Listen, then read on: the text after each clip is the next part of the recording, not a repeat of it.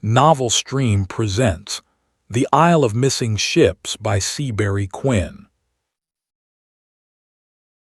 Chapter 1.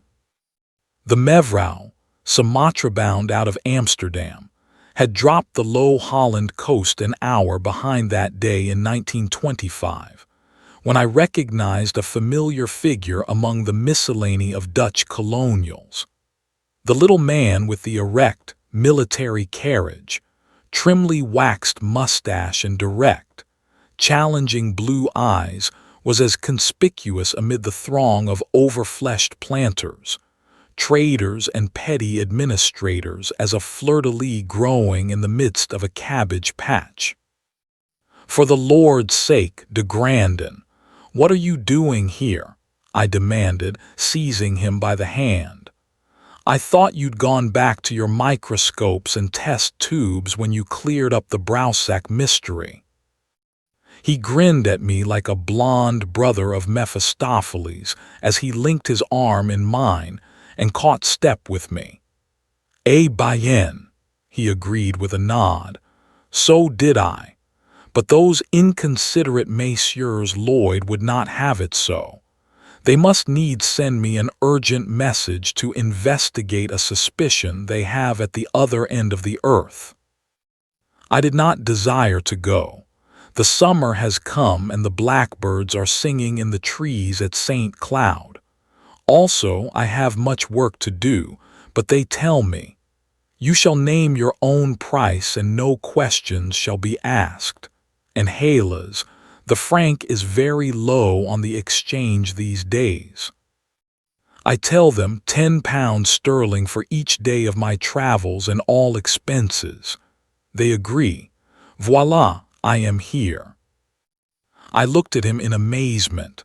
"Lloyd's, £10 sterling a day," I echoed. "What in the world?" La, he exclaimed. "It is a long story, friend Trowbridge, and most like a foolish one in the bargain, but at any rate the English money is sound. Listen," he sank his voice to a confidential whisper. "You know those Messieurs Lloyd Hine. They will insure against anything from the result of one of your American political elections to the loss of a ship in the sea. That last business of theirs is also my business, for the time. Of late the English insurers have had many claims to pay claims on ships which should have been good risks. There was the Dutch Indiaman Van Dam, a sound little iron ship of 12,000 tons displacement. She sailed out of Rotterdam for Sumatra and started home heavy laden with spices and silks, also with a king's ransom in pearls safely locked in her strong box. Where is she now?" He spread his hands and shrugged expressively. "No one knows. She was never heard of more, and the Lloyds had to make good her value to her owners. There was the French steamer L'Orient, also dissolved into air, and the British merchantman Nightingale, and 6 other sound ships gone, all gone with none to say whither, and the estimable Messieurs Lloyd to pay insurance. All within one single year. Parbleu, it is too much. The English company pays its losses like a true sportsman, but it also begins to sniff the aroma of the dead fish. They would have me, Jules de Grandin, investigate this business of the monkey and tell them where the missing ships are gone. It may be for a year that I search. It may be for only a month, or, perhaps, I spend the time till my hair is as bald as yours, friend Trowbridge, before I can report. No matter. I receive my £10 each day and all incidental expenses. Say now, are not those Messieurs Lloyd gambling more recklessly this time than ever before in their long career?" "I think they are," I agreed. "But," he replied with one of his elfish grins, "remember, Trowbridge, my friend, Those Messieurs Lloyd were never known to lose money permanently on any transaction. Morbleu, Jules de Grandin. As the Americans say, you entertain the hatred for yourself. The Mevrouw churned and wallowed her broad-beamed way through the cool European ocean, into the summer seas, finally out upon the tropical waters of Polynesia. For 5 nights the smalt blue heavens were ablaze with stars. On the 6th evening the air thickened at sunset. By 10 o'clock the ship might have been draped in a pall of black velvet as a teapot is swathed in a cozy. So impenetrable was the darkness. Objects a dozen feet from the porthole lights were all but indistinguishable. At 20 feet they were invisible, and, save for the occasional phosphorescent glow of some tumbling sea denizen, the ocean itself was only an undefined part of the surrounding blackness. But I do not like this," de Grandin muttered as he lighted a rank Sumatra cigar from the ship's steward's store and puffed vigorously to set the fire going. "This darkness, it is a time for evil doings, friend Trowbridge." He turned to a ship's officer who strode past us toward the bridge. "Is it that we shall have a storm, monsieur?" he asked. "Does the darkness portend a typhoon?" "No," returned the Dutchman. "It is volcanic dust. Some of those volcanic mountains are in eruption again and scatter steam and ash over 100 miles. Tomorrow, perhaps, or the next day, we are out of it and into the sunshine again." "Ah," de Grandin bowed acknowledgment of the information. "And does this volcanic darkness frequently come at this latitude and longitude, monsieur?" "Ja," the other answered. "These waters are almost always covered. The chimneys of hell poke up through the ocean hereabouts, mainhere." "Cordieu," de Grandin swore softly to himself. "I think he has spoken truth, friend Trowbridge. Now if Grandia see, what is that?"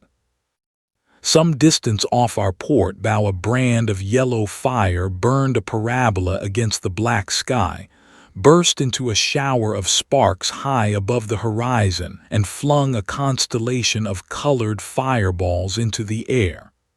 A second flame followed the first, and a third winged upward in the wake of the second. "Rockets," de Grandin announced. "A ship is in distress over there, it would seem." Bells clanged and jangled as the engine room telegraph sent orders from the bridge. There was a clanking of machinery as the screws churned in opposite directions, and the steering mechanism brought the ship's head about toward the distress signals. "I think we had best be prepared, my friend," de Grandin whispered as he reached upward to the rack above us and detached 2 kapok swimming jackets from their straps.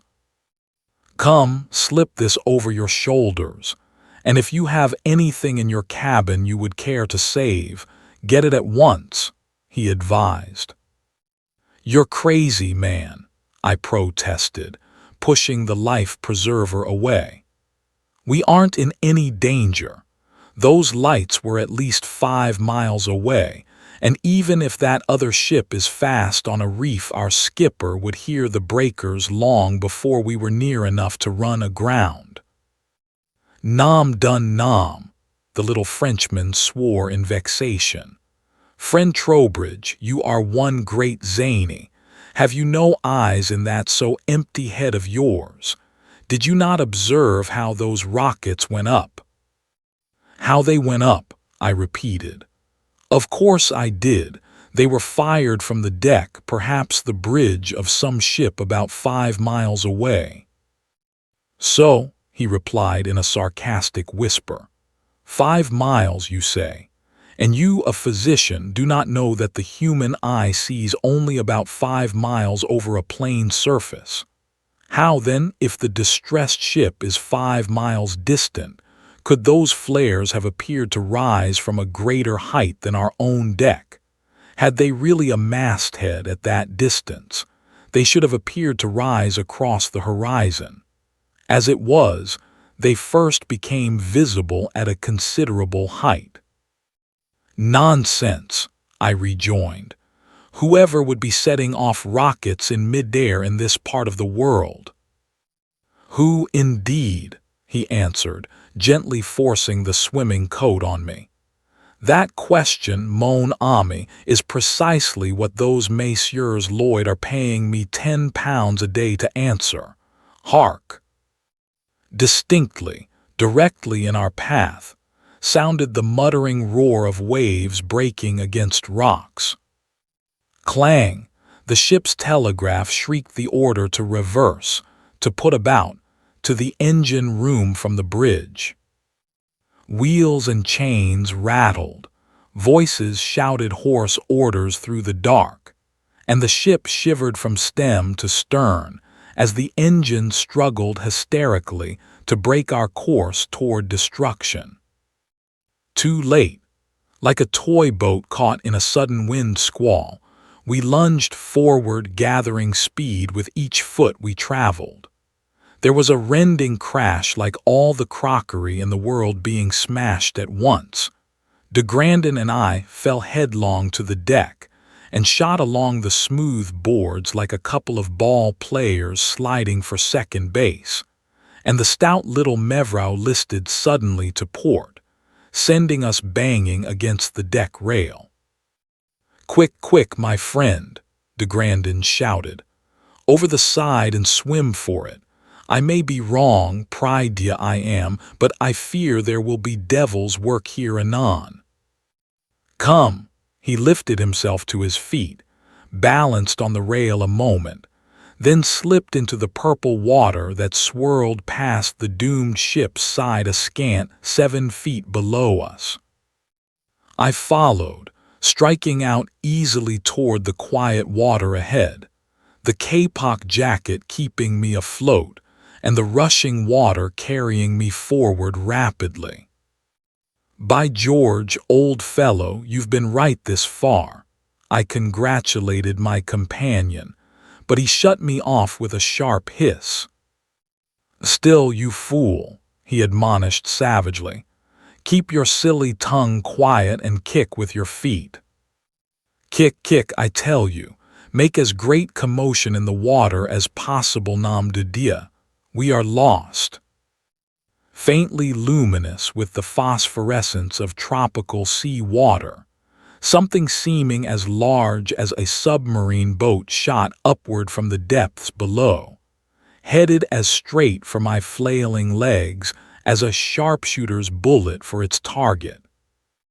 De Grandin grasped my shoulder and heaved me over in a clumsy back somersault, and at the same time thrust himself as deeply into the water as his swimming coat would permit.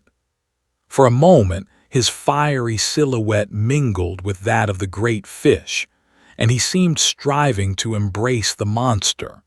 Then the larger form sank slowly away, while the little Frenchman rose puffing to the surface. "Mordieu," he commented, blowing the water from his mouth. "That was a near escape, my friend. 1 little second more and he would have had your leg in his belly." Lucky for us, I knew the pearl diver's trick of slitting those fellows' gills with a knife, and luckier still, I thought to bring along a knife to slit him with. "What was it?" I asked, still bewildered by the performance I had just witnessed. "It looked big enough to be a whale." He shook his head to clear the water from his eyes as he replied, "It was our friend, Monsieur le Requin the shark. He is always hungry, that one, and such morsels as you would be a choice titbit for his table, my friend." "A shark," I answered incredulously. But it couldn't have been a shark, de Grandin. They have to turn on their backs to bite, and that thing came straight at me. Ah, bah, he shot back disgustedly. What old wives' tale is that you quote? Seabury Quinn is no more compelled to take his food upside down than you are. I tell you, he would have swallowed your leg up to the elbow if I had not cut his sinful gizzard in two. Good Lord, I began splashing furiously. Then we're apt to be devoured any moment. Possibly, he returned calmly, but not probably. If land is not too far away, that fellow's brethren will be too busy eating him to pay attention to such small fry as us. Grace a Dieu, I think I feel the good land beneath our feet even now. It was true. We were standing armpit deep on a sloping, sandy beach with the long, gentle swell of the ocean kindly pushing us toward the shore. A dozen steps, and we were safely beyond the tide line, lying face down upon the warm sands and gulping down great mouthfuls of the heavy, sea-scented air. What de Grandin did there in the dark I do not know, but for my part, I offered up such unspoken prayers of devout thanksgiving as I had never breathed before. My devotions were cut short by a sputtering mixture of French profanity. "What's up?" I demanded, then fell silent as de Grandin's hand closed on my wrist like a tightened tourniquet. "Hark, my friend," he commanded. "Look across the water to the ship we left and say whether or no I was wise when I brought us away." Out across the quiet lagoon inside the reef, the form of the stranded Mevrouw loomed a half-shade darker than the night, her lights, still burning, casting a fitful glow upon the crashing water at the reef and the quiet water beyond. 2, 3, 4. Half a dozen shades gathered alongside her, dark figures like ants swarming over the carcass of a dead rat, appeared against her lights a moment, and the stabbing flame of a pistol was followed a moment later by the reports of the shots wafted to us across the lagoon. Shouts, cries of terror, screams of women in abject fright followed one another in quick succession for a time. Then silence, more ominous than any noise, settled over the water. Half an hour, perhaps, de Grandin and I stood tense-muscled on the beach, staring toward the ship, waiting expectantly for some sign of renewed life. One by one her porthole lights blinked out. At last she lay in utter darkness. "It is best we seek shelter in the bush, my friend," de Grandin announced matter-of-factly. "The farther out of sight we get, the better will be our health." "What in heaven's name does it all mean?" I demanded as I turned to follow him. "Mean?" he echoed impatiently. "It means we have stumbled on as fine a nest of pirates as ever cheated the yardarm. When we reached this island, friend Trowbridge, I fear we did but step from the soup kettle into the flame. Mill-tonners, what a fool you are, Jules de Grandin. You should have demanded £50 sterling a day from those Messieurs Lloyd. Come, friend Trowbridge, let us seek shelter. Right away, at once, immediately." Chapter 2. The sloping beach gave way to a line of boulders 100 yards inland, and these in turn marked the beginning of a steady rise in the land, its lower portion overgrown with bushes, loftier growth supplanting the underbrush as we stumbled upward over the rocks.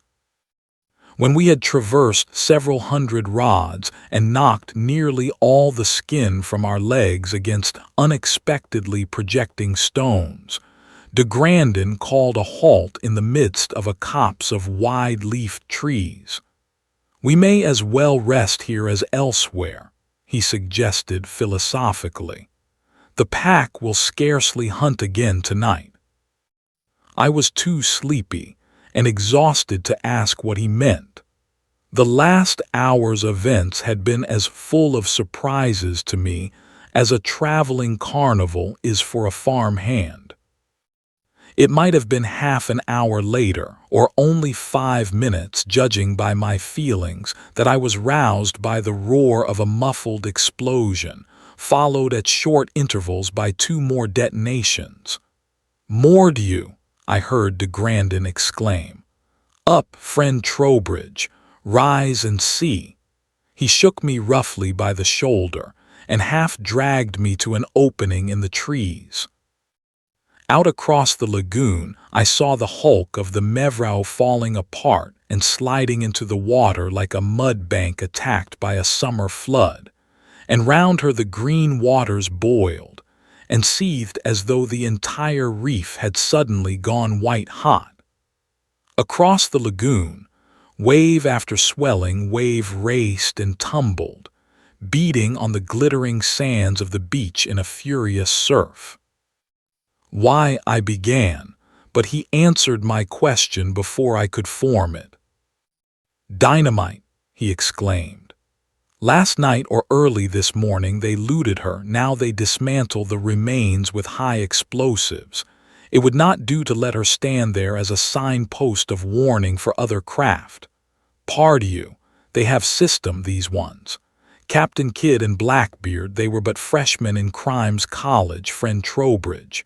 We deal with postgraduates here."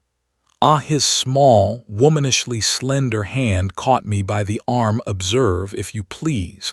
What is that on the sands below?" Following his pointing finger with my eyes, I made out, beyond a jutting ledge of rocks, the rising spiral of a column of wood smoke. "Why," I exclaimed delightedly, "some of the people from the ship escaped after all. They got to shore and built a fire. Come on, let's join them. Hello down here, hello, hello.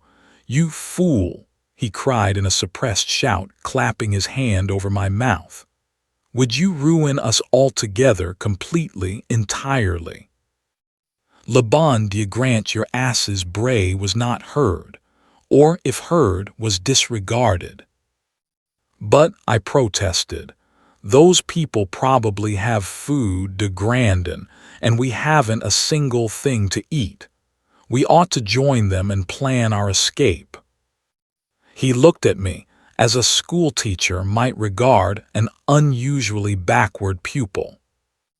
"They have food, no doubt," he admitted, "but what sort of food? Can you answer me that? Suppose nam dun moinsau, regardez-vous." As if in answer to my hail, a pair of the most villainous-looking Papuans I had ever beheld came walking around the rocky screen beyond which the smoke rose, looked undecidedly toward the heights where we hid, then turned back whence they had come. A moment later they reappeared, each carrying a broad-bladed spear, and began climbing over the rocks in our direction. "Shall we go to meet them?" I asked dubiously. Those spears looked none too reassuring to me. "Mais non," de Grandin answered decidedly. "They may be friendly, but I distrust everything on this accursed island. We would better seek shelter and observe."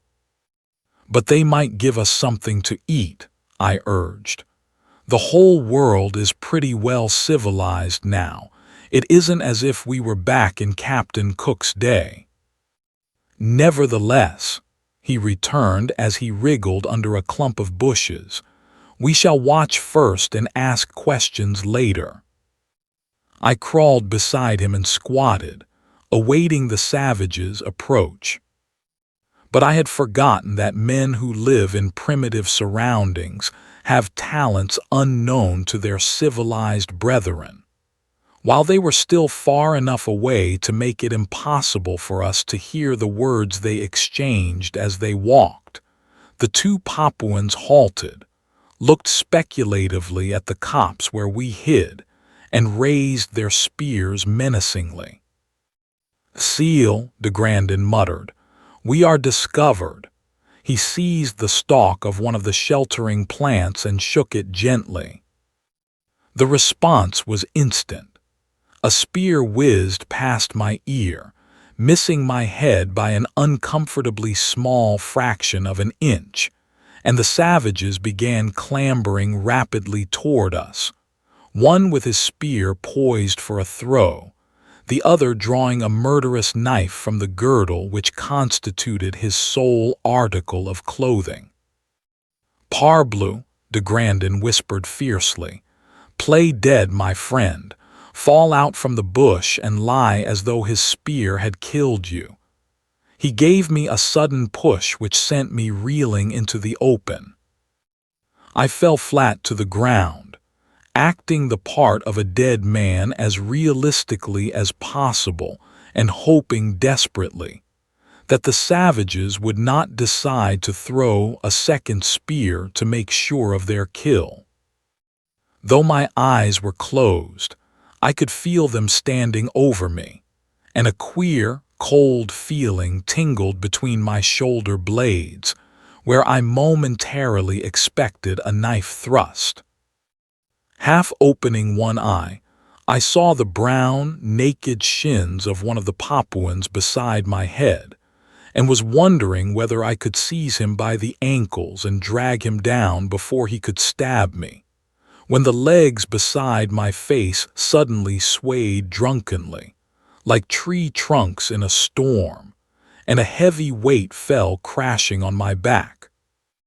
Startled out of my sham death by the blow, I raised myself in time to see de Grandin in a death grapple with one of the savages. The other one lay across me, the spear he had flung at us a few minutes before protruding from his back directly beneath his left shoulder blade. "A moi, friend Trowbridge," the little Frenchman called. "Quick, or we are lost." I tumbled the dead Papuan unceremoniously to the ground and grappled with de Grandin's antagonist, just as he was about to strike his dirk into my companion's side. "Bien, très bien," the Frenchman panted as he thrust his knife forward, sinking the blade hilt deep into the savage's left armpit. "Very good indeed, friend Trowbridge." I have not hurled the javelin since I was a boy at school, and I strongly misdoubted my ability to kill the one with a single throw from my ambush, but happily my hand has not lost its cunning. Voila, we have a perfect score to our credit. Come, let us bury them. "But was it necessary to kill the poor fellows?" I asked as I helped him scrape a grave with one of his victim's knives. "Mightn't we have made them understand we meant them no harm?" "Friend Trowbridge," he answered between puffs of exertion as he dragged one of the naked bodies into the shallow trench we had dug, "never, I fear me, will you learn the sense of the goose. With fellows such as these, even as with the shark last night, we take necessary steps for our own protection first. This interment which we make now, think you it is for tenderness of these canaille? Ah, non. We bury them that their friends find them not if they come searching, and that the buzzards come not flapping this way to warn the others of what we have done. Good, they are buried. Take up that one spear and come with me. I would investigate that fire which they have made."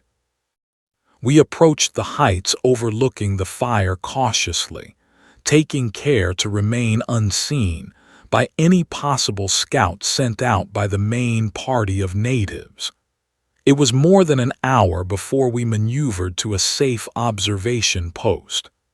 As we crawled over the last ridge of rock obstructing our view, I went deathly sick at my stomach and would have fallen down the steep hill, had not de Grandin thrown his arm about me. Squatting around a blazing bonfire in a circle, like wolves about the stag they have run to earth, were perhaps 24 naked savages, and bound upright to a stake fixed in the sand was a white man, lolling forward against the restraining cords with a horrible limpness. Before him stood 2 burly Papuans, the war clubs in their hands, red as blood at the tips, telling the devil's work they had just completed. It was blood on the clubs. The brown fiends had beaten their helpless captive's head in, and even now one of them was cutting the cords that held his body to the stake. But beyond the dead man was a second stake, and as I looked at this, every drop of blood in my body seemed turned to liquid fire, for, lashed to it, mercifully unconscious but still alive, was a white woman whom I recognized as the wife of a Dutch planter going out from Holland to join her husband in Sumatra. "Good God, man," I cried. "That's a woman, a white woman. We can't let those devils kill her." "Softly, my friend," de Grandin cautioned, pressing me back, for I would have risen and charged pell-mell down the hill. "We are 2, they are more than a score. What would it avail us or that poor woman were we to rush down and be killed?" I turned on him in amazed fury. "You call yourself a Frenchman," I taunted, "yet you haven't chivalry enough to attempt a rescue. A fine Frenchman you are." "Chivalry is well in its place," he admitted, "but no Frenchman is so foolish as to spend his life where there is nothing to be bought with it. Would it help her if we too were destroyed, or, which is worse, captured and eaten also? Do we, as physicians, seek to throw away our lives when we find a patient hopelessly sick with phthisis? But no, we live that we may fight the disease in others, that we may destroy the germs of the malady. So let it be in this case. Save that poor one we cannot, but take vengeance on her slayers we can and will. I, Jules de Grandin, swear it. Ha, she has it." Even as he spoke, one of the cannibal butchers struck the unconscious woman over the head with his club. A stain of red appeared against the pale yellow of her hair, and the poor creature shuddered convulsively, then hung passive and flaccid against her bonds once more. "Par le sang du diable," de Grandin gritted between his teeth.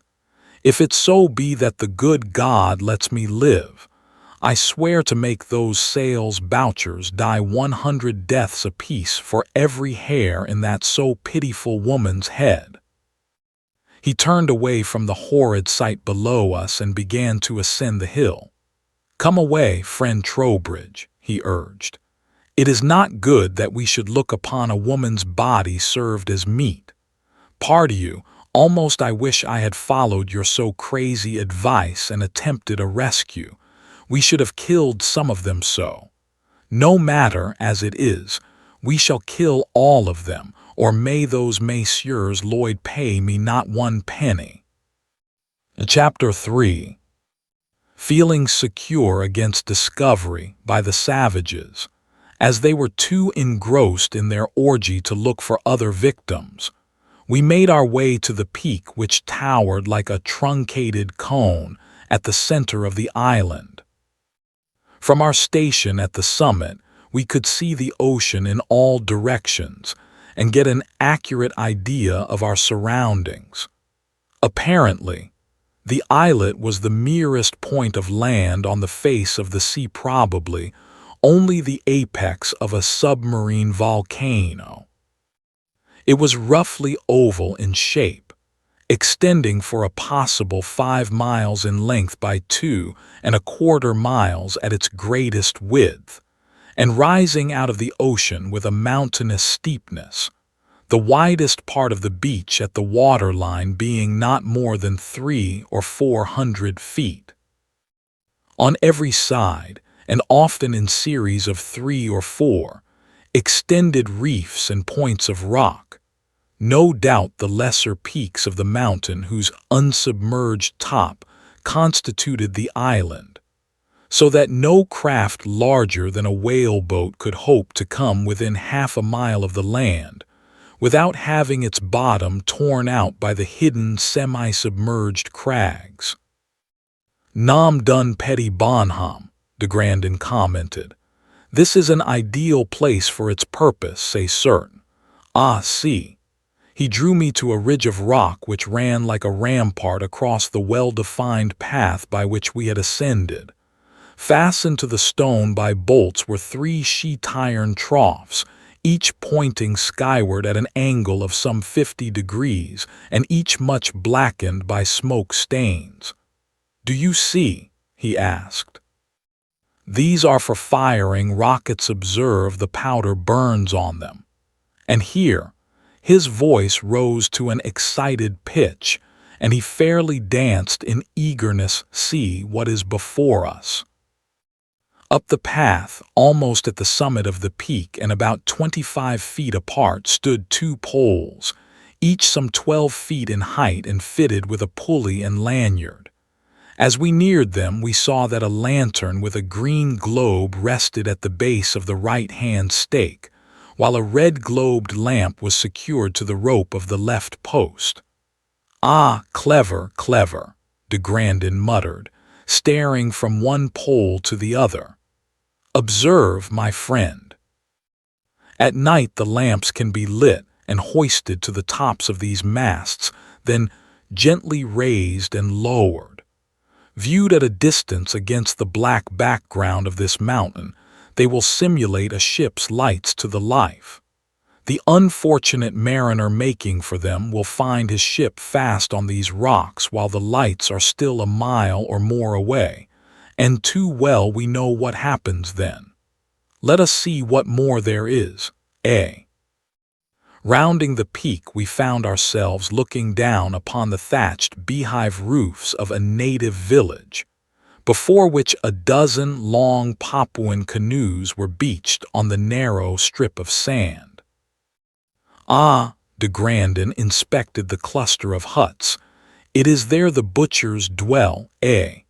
That will be a good spot for us to avoid, my friend. Now to find the residence of what you Americans call the mastermind. Do you see aught resembling a European dwelling, friend Trowbridge?" I searched the greenery below us, but nowhere could I descry a roof. "No," I answered after a second inspection, "there's nothing like a white man's house down there. But how do you know there's a white man here anyway?" "Ho, ho," he laughed. "How does the rat know the house contains a cat when he hears it mew? Think you those sacré eaters of men would know enough to set up such devil's machinery as this, or that they would take care to dynamite the wreck of a ship after looting it? No, no, my friend, this is white man's work, and very bad work it is, too. Let us explore." Treading warily, we descended the smooth path leading to the rocket troughs, looking sharply from left to right in search of anything resembling a white man's house. Several hundred feet down the mountain, the path forked abruptly, one branch leading toward the Papuan village, the other running to a narrow strip of beach bordering an inlet between 2 precipitous rock walls. I stared and stared again, hardly able to believe my eyes, for, drawn up on the sand and made fast by a rope to a ringbolt in the rock, was a trim little motorboat, flat-bottomed for navigating the rock-strewn waters in safety, broad-beamed for mastering the heavy ocean swells, and fitted with a comfortable, roofed-over cabin. Forward, on the little deck above her sharp clipper bow, was an efficient-looking Lewis gun mounted on a swivel, and a similar piece of ordnance poked its aggressive nose out of the engine cockpit at the stern. "Par la barbe d'un bouc vert," de Grandin swore delightedly. "But this is marvelous, this is magnificent, this is superb. Come, friend Trowbridge, let us take advantage of this miracle. Let us leave this hell-hole of an island right away, immediately, at once." "Par," the exclamation died, half-uttered, and he stared past me with the expression of a superstitious man suddenly face to face with a sheeted specter. Chapter 4. "Surely, gentlemen," said a suave voice behind me, "you are not going to leave without permitting me to offer you some slight hospitality. That would be ungenerous." I turned as though stung by a wasp and looked into the smiling eyes of a dark-skinned young man, perhaps 30 years of age. From the top of his spotless topi to the tips of his highly polished tan riding boots, he was a perfect model of the well-dressed European in the tropics.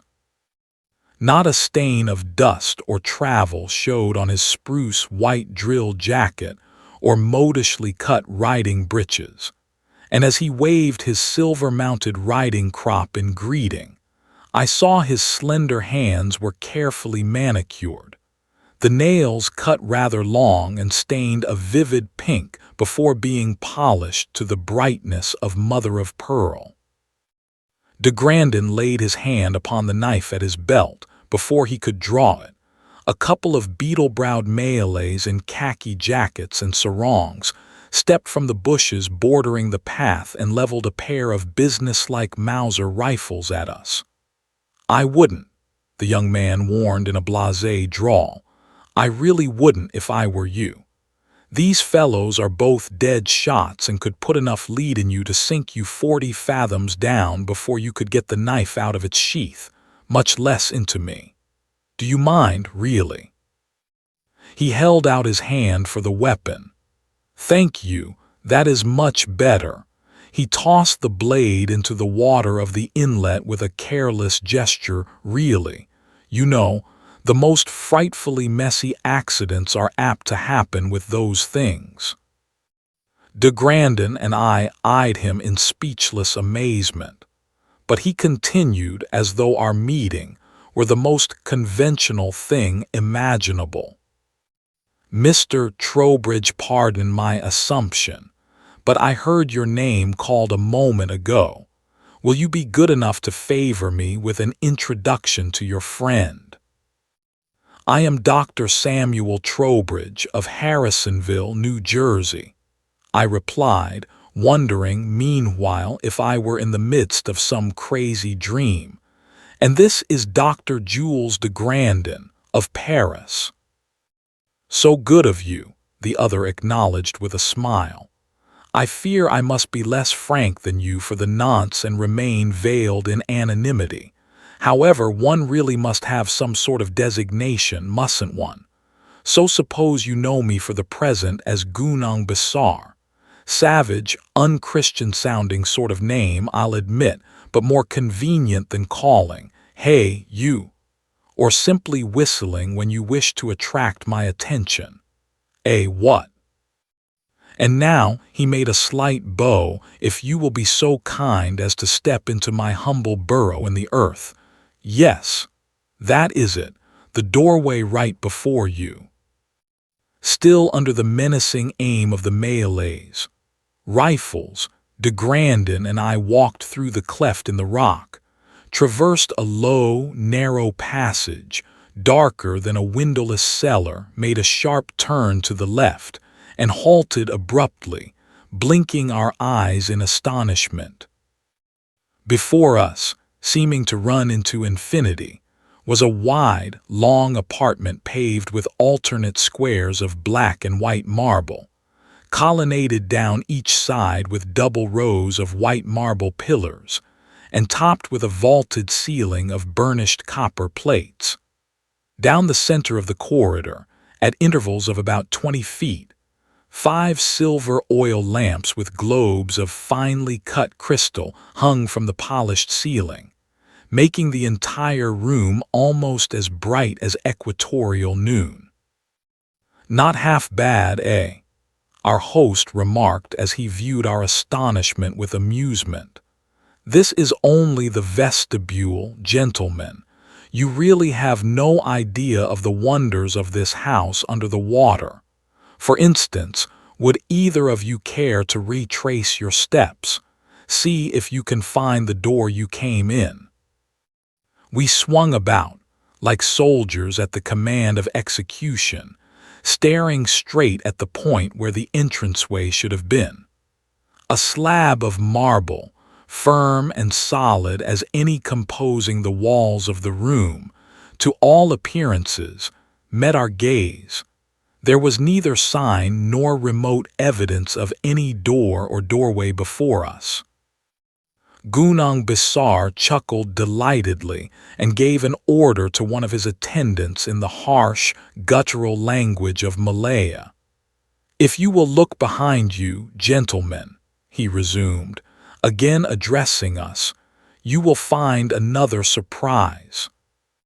We wheeled about and almost bumped into a pair of grinning Malay lads who stood at our elbows. "These boys will show you to your rooms," Gunung Besar announced. "Kindly follow them.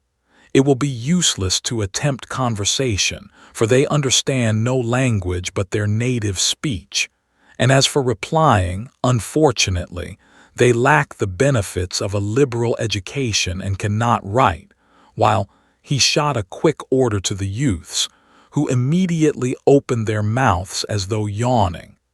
Both de Grandin and I gave vent to exclamations of horror. The boys' mouths gaped emptily. Both had had their tongues cut off at the roots. "You see," Gunung went on in the same musical, slightly bored voice, "these chaps can't be a bit of use to you as gossips. They really can't. I think I can furnish you with dinner clothes, Dr. de Grandin, but," he smiled apologetically, "I'm afraid you, Dr. Trowbridge, are a little too corpulent to be able to wear any garments made for me. So sorry. However, no doubt we can trick you out in a suit of whites, Captain Van Thunner, that is. I'm sure you can be accommodated from our stores. Yes. Now, if you will follow the guides, please." He broke off on a slightly interrogative note and bowed with gentle courtesy toward each of us in turn. "You will excuse me for a short time, I'm sure." Before we could answer, he signaled his 2 attendants, and the 3 of them stepped behind one of the marble columns. We heard a subdued click, as of 2 pieces of stone coming lightly together. "But, monsieur, this is incredible, this is monstrous," de Grandin began, striding forward. "You shall explain, I demand courtier, he is gone." He was, as though the wall had faded before his approach, or his own body had dissolved into ether. Gunung Besar had vanished. We were alone in the brilliantly lighted corridor, with our tongueless attendants. Nodding and grinning, the lads signaled us to follow them down the room. One of them ran a few paces ahead and parted a pair of silken curtains, disclosing a narrow doorway through which only one could go at a time. Obeying the lad's gestures, I stepped through the opening, followed by de Grandin and our dumb guides. The lad who had held aside the curtains for us ran ahead a few paces and gave a strange, eerie cry. We looked sharply at him, wondering what the utterance portended, and from behind us sounded the thud of stone on stone. Turning, we saw the second Malay grinning broadly at us from the place where the doorway had been. I say had been advisedly, for where the narrow arched door had pierced the thick wall a moment before, was now a solid row of upright marble slabs, no joint or crack showing which portion of the wall was solid stone and which cunningly disguised door. "Sang du diable," de Grandin muttered. "But I do not like this place. It reminds me of that grim fortress of the Inquisition at Toledo where the good fathers, dressed as demons, could appear and disappear at will through seeming solid walls and frighten the wits out of, and the true faith into superstitious heretics." I suppressed a shudder with difficulty. This underground house of secret doors was too reminiscent of other practices of the Spanish Inquisition, besides the harmless mummery of the monks, for my peace of mind. "Eh bien," de Grandin shrugged. "Now we are here we may as well make the best of it. Lead on, diablotins," he turned to our dark-skinned guides we follow. We were standing in a long, straight passage, smooth-walled with panels of polished marble, and like the larger apartment, tiled with alternate squares of black and white. No doorways led off the aisle, but other corridors crossed it at right angles at intervals of 30 to 35 feet. Like the larger room, the passage was lighted by oil lamps swung from the ceiling. Following our guides, we turned to the right down a passageway the exact duplicate of the first, entered a third corridor, and after walking a considerable distance, made another turn and stopped before a narrow curtained archway. Through this, we entered a large square room, windowless but well lighted by lamps and furnished with 2 bedsteads of bamboo having strong china matting on them in lieu of springs or mattress. A low bamboo dressing table, fitted with a mirror of polished metal, and several reed chairs constituted the residue of the furniture. One of the boys signed to us to remove our clothes, while the other ran out, returning almost immediately dragging 2 sheet-iron bathtubs after him. Placing these in the center of the room, he left us again, and reappeared in a few minutes with a wheeled contrivance something like a child's express wagon in which stood 6 large earthen jars, 4 containing warm water, the other 2 cold.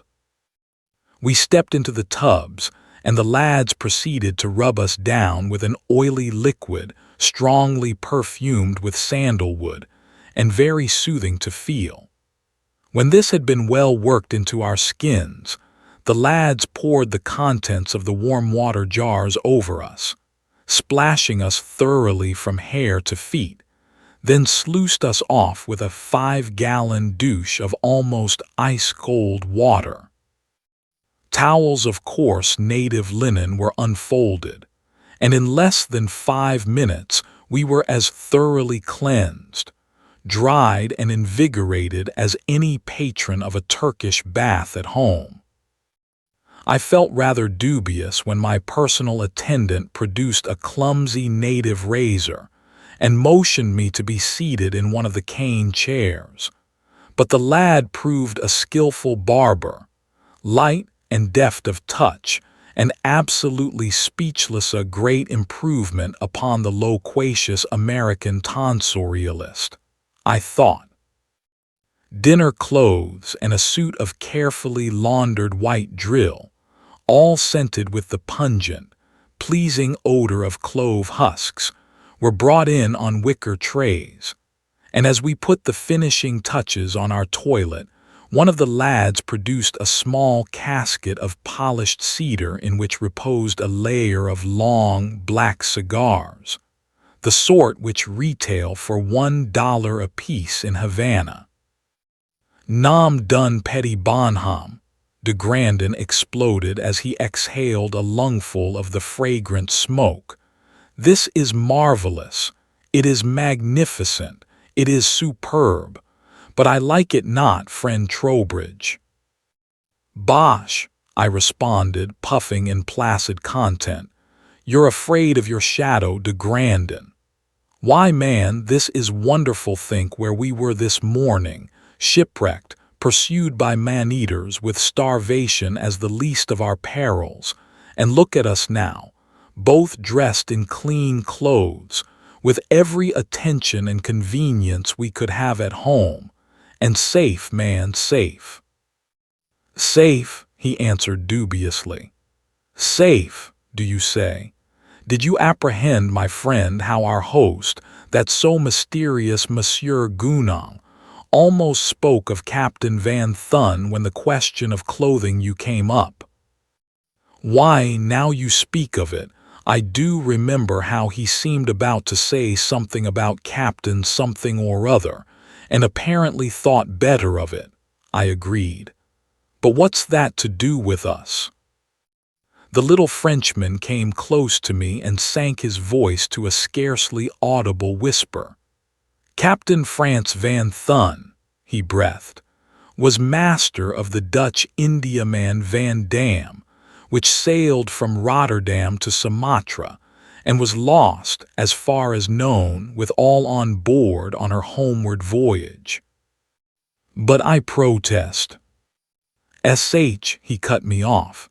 "Those servant boys are beckoning. Come, we are wanted elsewhere." I looked up at the two mutes, and shuddered at sight of the leering grins on their faces. Chapter 5. The lads led us through another bewildering series of corridors, till our sense of location was completely obfuscated, finally paused, one on each side of an archway, and bowing deeply, signaled us to enter. We strode into a long, marble-tiled room which, unlike every other apartment in the queer house, was not brilliantly lighted. The room's sole illumination was furnished by the glow of 14 wax candles set in 2 7-branched silver candelabra which stood at opposite ends of a polished mahogany table of purest Sheraton design, its waxed surface giving back reflections of crystal, and silver dinner service fit for the table of a king. "Ah, gentlemen," Gunung Besar, arrayed in immaculate evening clothes, greeted us from the farther end of the room.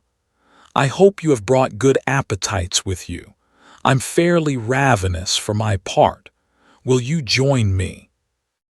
The same Malay servitors who had accompanied him at our meeting stood behind him now, their semi-military khaki jackets and sarongs exchanged for costumes of freshly ironed white linen, and their rifles replaced by a pair of large-caliber Luger pistols, which each wore conspicuously tucked in his scarlet silk cummerbund.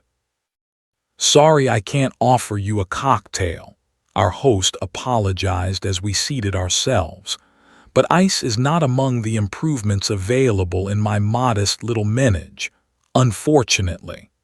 However, we find the sea caves do quite well as refrigerators, and I think you'll find this chilled wine really acceptable as a substitute." He looked diffidently from one of us to the other, finally fixing his gaze on me. "Will you be good enough to ask the blessing, Dr. Trowbridge?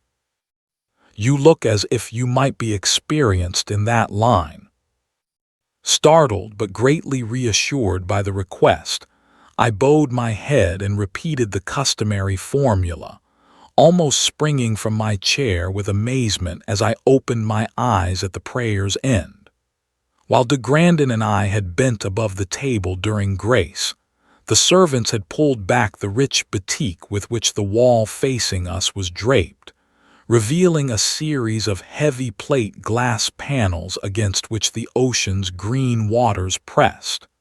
We are looking directly onto the sea bottom. "Jolly clever idea, what?" Gunung Besar inquired, smiling at our surprised faces. "Thought it all up myself. Like to see the little finny fellows swim past, you know. Had a beastly hard time getting workmen to do the job for me, too. But all sorts of unbelievable persons trickle into these islands from time to time, architects gone gaga with drink, skilled artisans in all the trades and whatnot. I finally managed to collect the men I wanted. But monsieur, the expense, de Grandin protested with typical Gallic logic. It must have been prodigious. Oh no, the young man answered negligently. I had to feed the beggars, of course, but most of them were habituated to native food, and that's not very expensive. But their salaries, de Grandin persisted. Why, monsieur, this house is a work of genius, a marvel of engineering. Even Drinkruend architects and engineers capable of producing such a place as this would demand fabulous fees for their services. And the laborers, the men who cut and polished the marble here, they must have been numerous as an army. Their wages would be ruinous. Most of the marble was salvaged from deserted Dutch colonial palaces, Gunung Besar replied. You know, Holland built a mighty empire in these islands a century or so ago, and her planters lived in palaces fit for kings. When the empire crumbled, the planters left, and he who cared to might help himself to their houses, wholly or in part. As for wages, he waved a jeweled hand carelessly.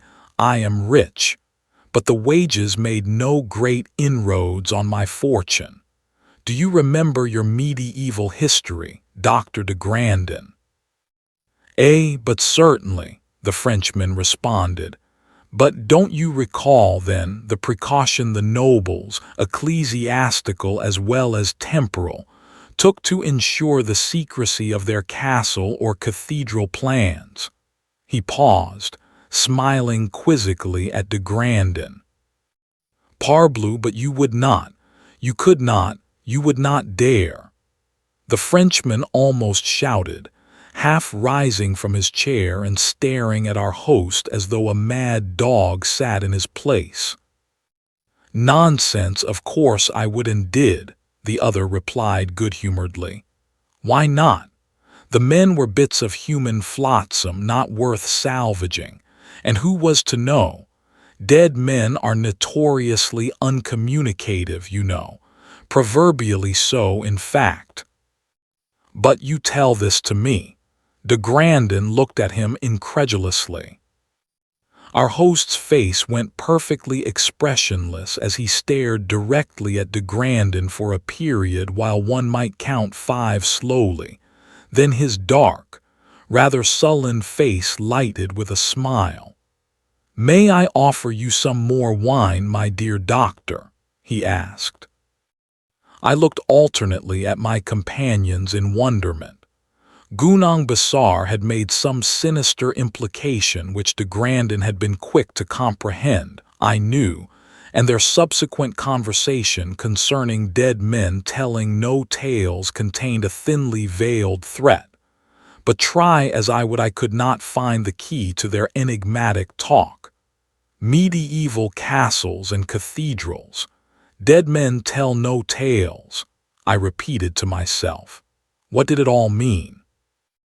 Gunung Besar broke in on my thought. May I offer you a bit more of this white meat, Dr. Trowbridge? He asked courteously. Really, we find this white meat. The words were ever so slightly emphasized, most delicious. So tender and well flavored, you know. Do you like it? Very much, thank you, I replied. It's quite different from anything I've ever tasted. In a way it reminds me of delicate young pork, yet it's different too. Is it peculiar to the islands, Mr. Gunung? Well, he smiled slightly as he cut a thin slice of the delicious roast and placed it on my plate. I wouldn't say it is peculiar to our islands, though we have an unusual way of preparing it in this house. The natives hereabouts refer to the animal from which it comes as long pig, really a disgusting sort of beast while living, but quite satisfactory when killed and properly cooked. May I serve you again, Dr. de Grandin? He turned toward the Frenchman with a smile. I sat suddenly upright in utter, dumbfounded amazement as I beheld Grandin's face. He was leaning forward in his chair, his fierce little blue eyes very round and almost protruding from his head, his weather-tanned cheeks gone the color of putty as he stared at our host like a subject regarding a professional hypnotist. "De Grandin," he ejaculated in a choking whisper. "Long pig, did you say? Sang de Saint Denis, and I have eaten it." "My dear chap, are you ill?" I cried, leaping from my chair and hastening to his side. "Has your dinner disagreed with you?" "Non, non." He waved me away, still speaking that choking whisper. "Sit down, friend Trowbridge, sit down. But par l'amour de Dieu, I beseech you, eat no more of that accursed meat, at least not tonight." "Oh, my dear sir," Gunung Besar protested mildly, "you have spoiled Dr. Trowbridge's appetite, and he was enjoying this delicious white meat so much, too. This is really too bad, you know. Really it is." He frowned at the silver meat platter before him a moment, then signaled one of his attendants to take it away, adding a quick command in Malayan as he did so. "Perhaps a little entertainment will help us forget this unfortunate contretemps," he suggested. "I have sent for Miriam. You will like her, I fancy. I have great hopes for her. She has the makings of a really accomplished artiste, I think." The servant who had taken away the meat returned and whispered something in our host's ear. As he listened, Gunung Besar's thin, well-bred face took on such an expression of fury as I had never before seen displayed by a human being. "What?" he shouted, forgetting, apparently, that the Malay did not understand English. "I'll see about this. We'll soon see who says must and shall in this house." He turned to us with a perfunctory bow as he rose. "Excuse me, please," he begged. "A slight misunderstanding has arisen and I must straighten it out. I shan't keep you waiting long, I hope, but if you wish anything while I am gone, Hussein," he indicated the Malay who stood statue, still behind his chair, "will attend your wants. He speaks no English, but you can make him understand by signs, I think.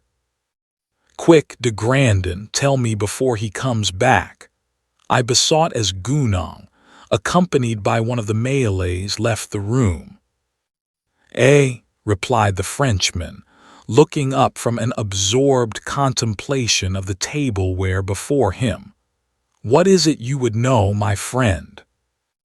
What was all that word juggling about medieval builders and dead men telling no tales? I demanded. "Oh, that," he answered with a look of relief. "Why, do you not know that when a great lord of the Middle Ages commissioned an architect to build a castle for him, it was almost tantamount to a death sentence? The architect, the master builders, even the principal workmen, were usually done to death when the building was finished in order that they might not divulge its secret passages and hidden defenses to an enemy, or duplicate the design for some rival noble. Why then, Gunung Besar meant he killed the men who built this submarine house for him," I ejaculated, horror-stricken. "Precisely," de Grandin answered, "but bad as that may be, we have a more personal interest in the matter. Did you notice him when I showed surprise he should confess his guilt to us?" "Good heavens, yes," I answered. "He meant, That though still breathing we are to all intents dead men, de Grandin supplied. And that talk of white meat and long pig, I asked. He drew a shuddering breath, as though the marble-lined cavern had suddenly gone icy cold. Trowbridge, my friend, he answered in a low, earnest whisper, you must know this thing, but you must control yourself too. Not by word or sign must you betray your knowledge. Throughout these devil-ridden islands, wherever the brown fiends who are their natives eat men, they refer to the cannibal feast as a meal of long pig. That so unfortunate man we saw dead at the stake this morning, and that pitiful Dutch woman we saw clubbed to death, they, my friend, were long pigs. That was the white meat this devil out of lowest hell set before us this night. That is the food we have eaten at this accursed table. My God! I half rose from my chair, then sank back, overcome with nausea. Did we, do you suppose, was it her flesh? "Sh," he warned sharply. "Silence, my friend, control yourself. Do not let him see you know he is coming." As though de Grandin's words had been a theatrical cue for his entrance, Gunung Besar stepped through the silken portieres at the doorway beyond the table, a pleased smile on his swarthy face. "So sorry to keep you waiting," he apologized. "The trouble is all adjusted now, and we can proceed with our entertainment. Miriam is a little diffident before strangers, but I persuaded her to oblige us." He turned toward the door through which he had entered and waved his hand to someone behind the curtains. 3 Malays, one a woman bent with age and hideously wrinkled, the other 2 vacant-faced youths, came through the doorway at his gesture. The woman, bearing a section of bamboo fitted with drumheads of rawhide at each end, led the way. The first boy rested his hand on her shoulder, and the second lad, in turn, held tightly to his companion's jacket. A second glance told us the reason for this procedure. The woman, though aged almost to the point of paralysis, possessed a single malignant, bloodshot eye.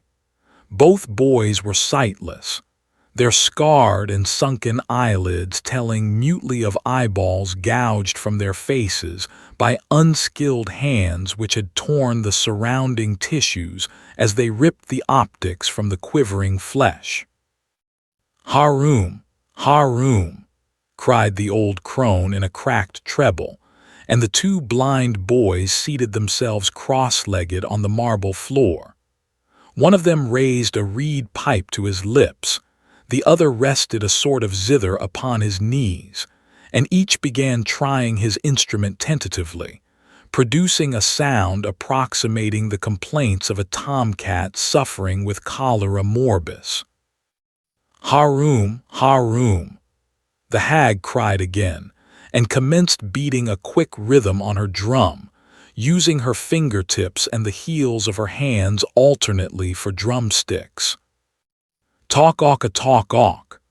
The drum beats boomed hollowly, the first stroke heavily accented, the second and third following in such quick succession that they seemed almost indivisible parts of one continuous thrumming. Now the pipe and zither took up the tribal tune, and a surge of fantastic music swirled and eddied through the marble-walled apartment. It was unlike anything I had ever heard, a repetitious, insistent whining of tortured instruments, an air that pleaded with the hearer's evil nature to overthrow restraint and give the beast within him freedom, a harmony that drugged the senses like opium or the extract of the kola nut. The music raced and soared, faster, shriller and higher. The painted silk curtains swung apart and a girl glided out upon the tessellated pavement. She was young 16, or 17 at the most, and the sinuous, lithe grace of her movements was as much due to healthy and perfectly coordinated muscles as to training. The customary sarong of the islands encased her nether limbs, but instead of the native woman's jacket, her sarong was carried up beyond the gold 6-inch wide belt about her waist and tightly wrapped about her bosom, so that it formed a single comprehensive garment covering her from armpits to ankles. Save for a chaplet of blazing cabochon rubies about her slender throat, her neck and shoulders were bare, but ornaments in the form of flexible golden snakes with emerald eyes twined up each arm from elbow to shoulder, and bangles of pure, soft gold, hung with triple rows of tiny hawk bells, circled her wrists. Other bangles, products of the finest goldsmiths of India, jangled about her white ankles above the pearl-encrusted slippers of amethyst velvet, while the diamond aigrette fastened comb fashion in her sleekly parted black hair was worth a king's ransom.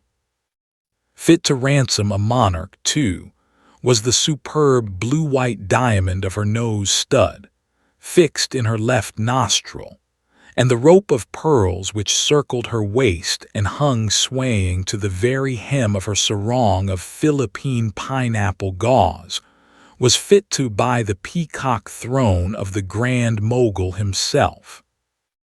Despite the lavishly applied cosmetics, the antimony which darkened her eyelids to the color of purple grape skins, the cochineal which dyed her lips and cheeks a brilliant scarlet, and the powdered charcoal which traced her eyebrows in continuous, fluted line across her forehead.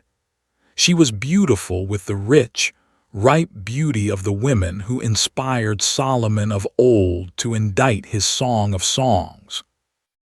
None but the Jewish race, or perhaps the Arabian, could have produced a woman with the passionate, alluring beauty of Miriam, the dancer in the house beneath the sea. Back and forth across the checkered floor, the girl wove her dance, tracing patterns intricate as lace from canary, or the looms of spiders over the marble with the soft soles of her velvet slippers, the chiming bells at her wrists and ankles keeping time to the calling, luring tune of the old hag and her blind musicians with the consummate art of a Spanish castanet dancer, following the music with her hand cymbals. At last the dance was done. Shaking like a leaf with the intoxication of her own rhythmic movements, Miriam flung herself full-length face downward before Gunung Besar and lay upon the marble floor in utter, abject self-abasement. What he said to her we did not understand, for the words were in harsh Malayan, but he must have given her permission to go, for she rose from her prostration like a dog expecting punishment when its master relents, and ran from the room, bracelets and anklets ringing time to her panic flight, pearls clicking together as they swayed with the motion of her sarong. The old crone rose, too, and led her blind companions from the room, and we three sat staring at each other under the winking candles, light with the two impassive Malay guards standing motionless behind their master's chair. "Do you think she is beautiful?" Gunung Besar asked as he lighted a cigarette and blew a cloud of smoke toward the copper ceiling. "Beautiful," de Grandin gasped. "Mon Dieu, monsieur, she is wonderful, she is magnificent, she is superb. Death of my life, but she is divine. Never have I seen such a dancer, never such nom de Dieu, I am speechless as the fish. In all the languages I know there are no words to describe her." And you, Dr. Trowbridge, what do you think of my little Miriam? Gunung addressed me. She is very lovely, I acknowledged, feeling the words foolishly inadequate. Ha ha, he laughed good-naturedly. Spoken with true Yankee conservatism, by Jove. And that, gentleman, he continued, leads us to an interesting little proposition I have to make you. But first you will smoke. You'll find these cigars really good. I import them from Havana. He passed the polished cedar humidor across the table and held a match for us to light our selections of the expensive tobacco. Now then, he commenced, inhaling a deep lungful of smoke, first a little family history, then my business proposition. Are you ready, gentlemen?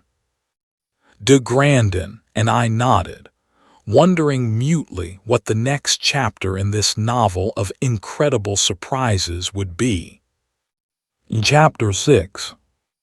When we met so auspiciously this afternoon, our host began in his pleasant voice, I requested that you call me Gunung Besar. That, however, is what we might call, for want of a better term, merely my nom de Elisle. Actually, gentlemen, I am the almost honorable James Abingdon Richardson. Parbleu, monsieur, de Grandin demanded. How is it you mean that, the almost honorable? The young man blew a cloud of fragrant smoke toward the room's copper ceiling and watched it float upward a moment before he replied. My father was an English missionary, my mother a native princess. She was not of the Malay blood but of the dominant Arab strain, and was known as Layla, Pearl of the Islands. My father had alienated himself from his family when he and an elder sister deserted the Church of England, and, embracing a dissenting creed, came to Malay to spread the gospel of repentance or damnation among the heathen in their blindness. He drew thoughtfully at his cigar and smiled rather bitterly as he resumed.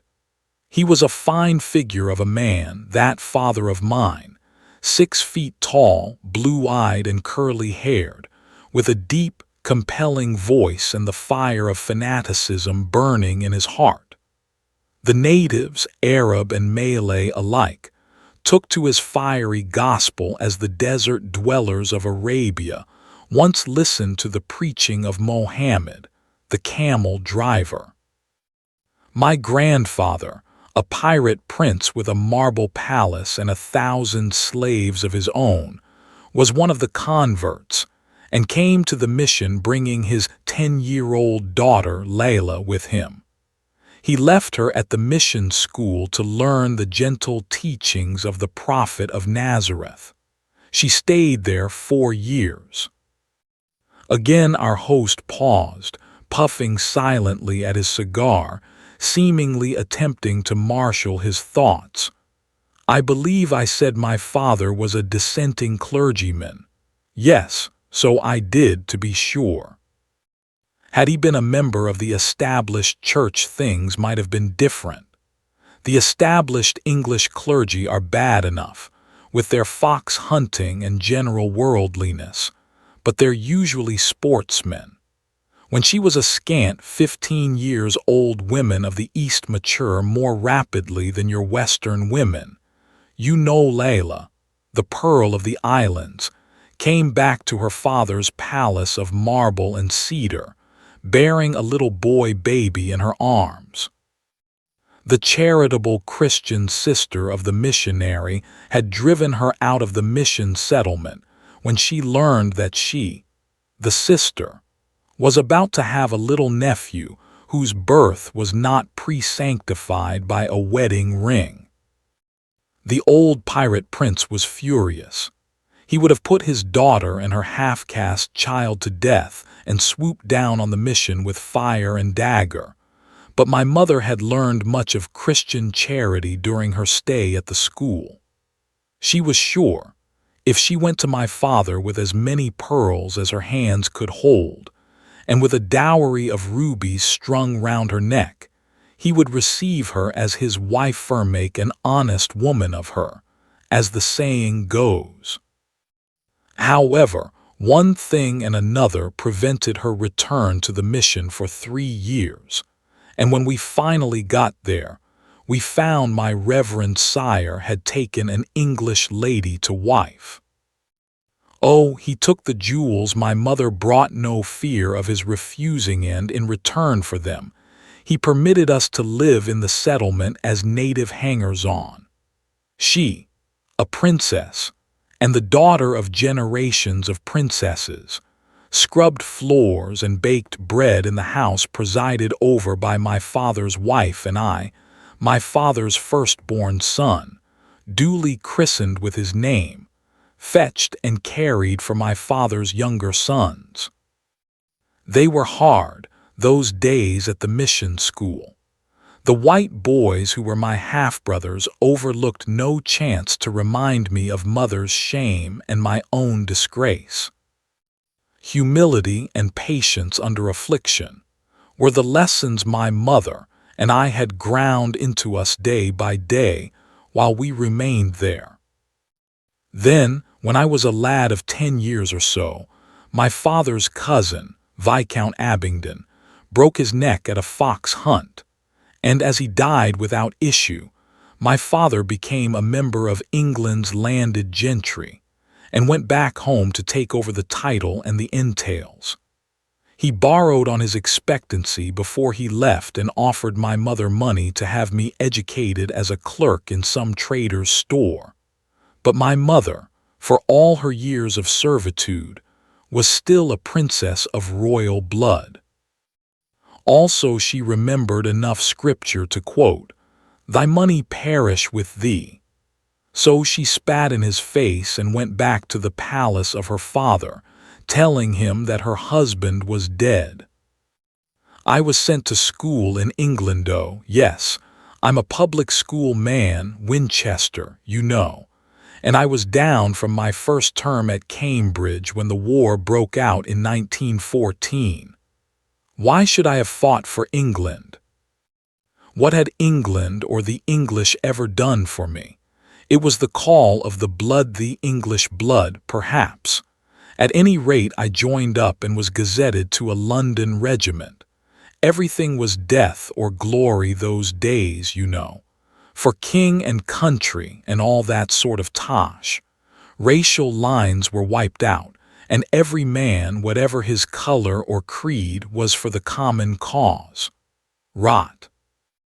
I came into the officers' mess one night after a hard day's drill and was presented to a young man from one of the Guards' regiments. "Lieutenant Richardson," my captain said.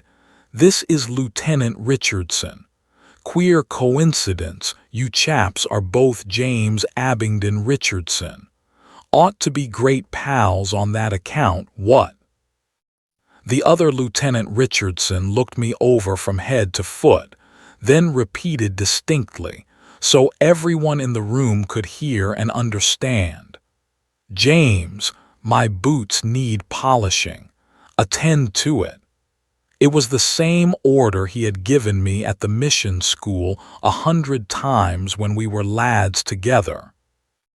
He was Lieutenant the Honorable James Abingdon Richardson, legitimate eldest son of Viscount Abingdon.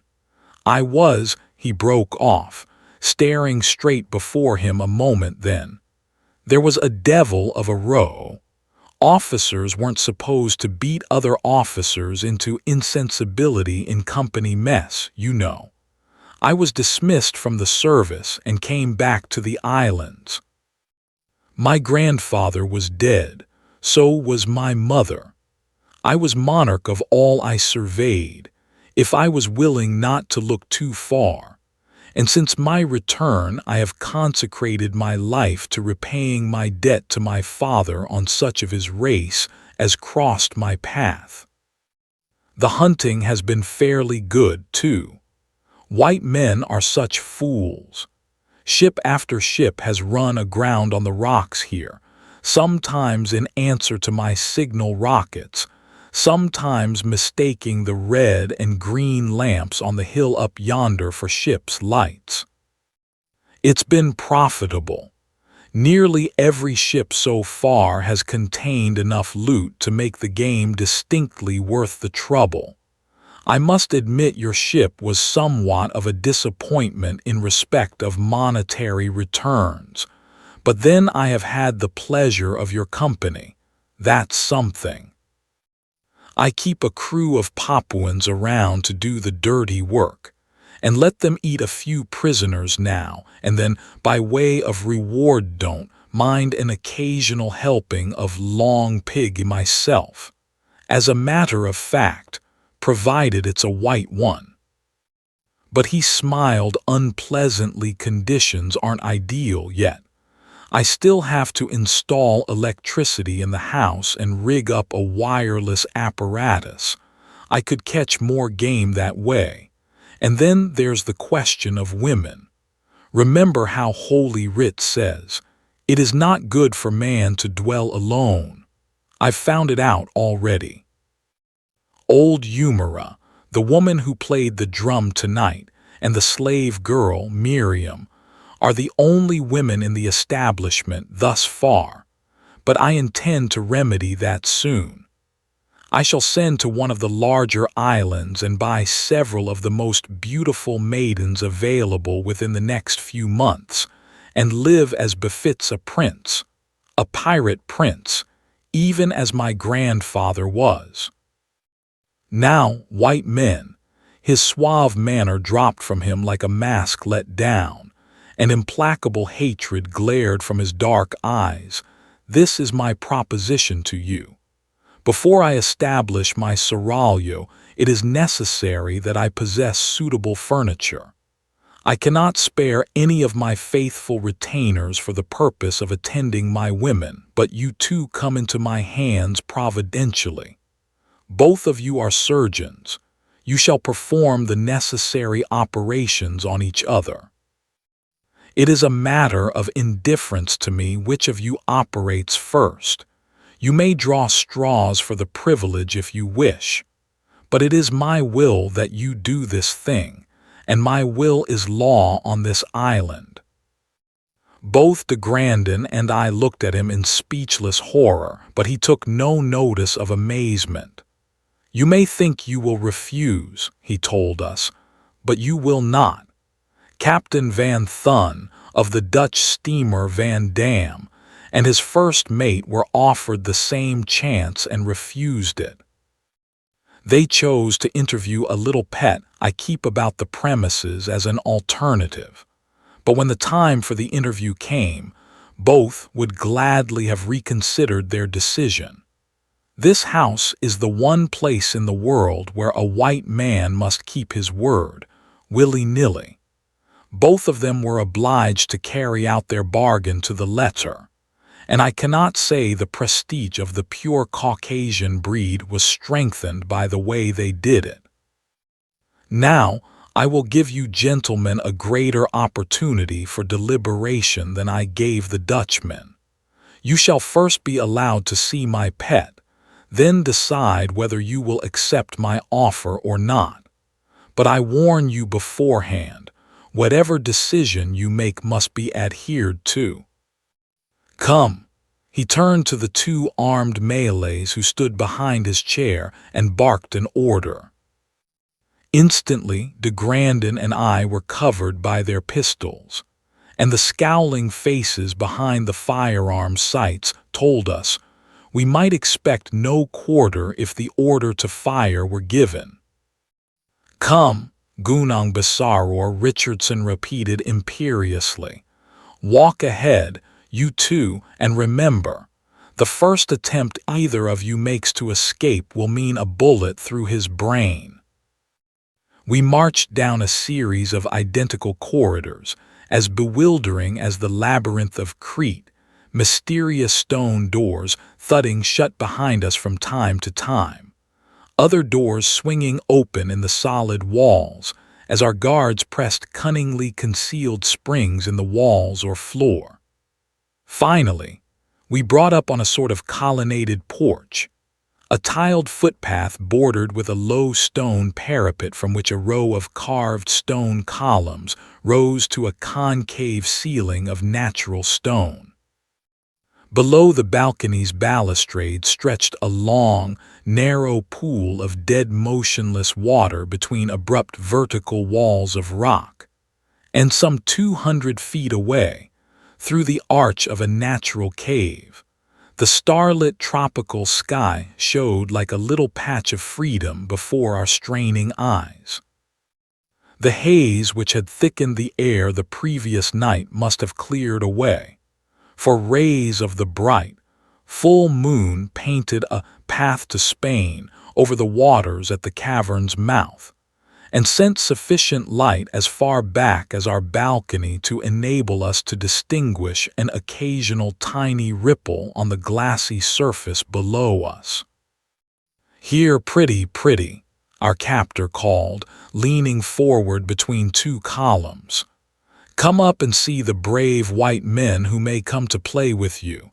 Here, pretty pet, come up, come up." We stared into the purple waters like lost souls gazing on the hell prepared for them, but no motion agitated the depths. "Sulky brute," the half-caste exclaimed and snatched a pistol from the girdle of one of his attendants. "Come up," he repeated harshly. "Damn you, come when I call." He tossed the weapon into the pool below.